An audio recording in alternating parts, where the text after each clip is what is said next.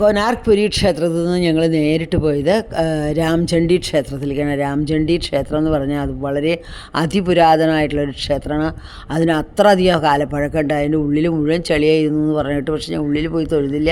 പുറത്ത് വളരെയധികം മരങ്ങളുണ്ട്, കുറേ കാലങ്ങളായിട്ടുള്ള ആലുകളും വൃക്ഷങ്ങളൊക്കെ കണ്ടു. പിന്നെ അത് മാത്രമല്ല, പാത്രങ്ങൾ, ചുറ്റും പാത്രങ്ങൾ, റോഡരികിൽ മുഴുവൻ പാത്രങ്ങൾ സെറ്റായിട്ട് വെച്ചിരിക്കുന്നു.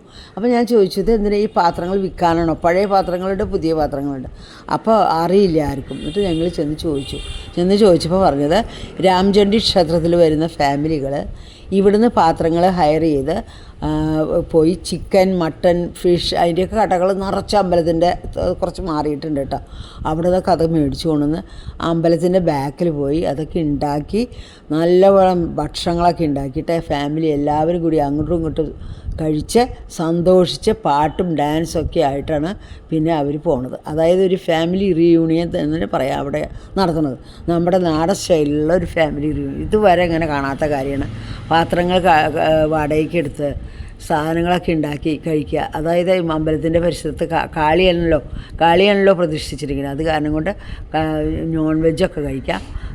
ചിക്കനും മട്ടനും പിന്നെ അതുപോലെ ഫിഷും ഒക്കെ ഉണ്ടാക്കി വിഭവങ്ങളുണ്ടാക്കി.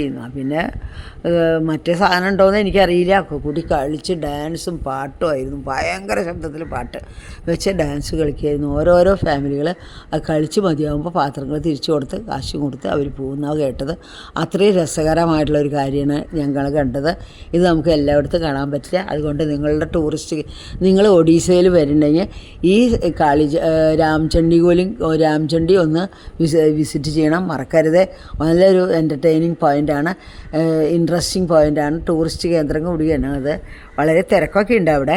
പക്ഷെ അത് മറക്കരുത് രാംചണ്ഡി കാണാൻ വേണ്ടിയിട്ട്. ഈ വീഡിയോ ഇഷ്ടമായ സബ്സ്ക്രൈബ് ചെയ്യുകയോ, ലൈക്ക് ചെയ്യുകയോ, ഷെയർ ചെയ്യുകയോ എന്ന് നിങ്ങളുടെ സ്വന്തം സുലോചന ടീച്ചർ.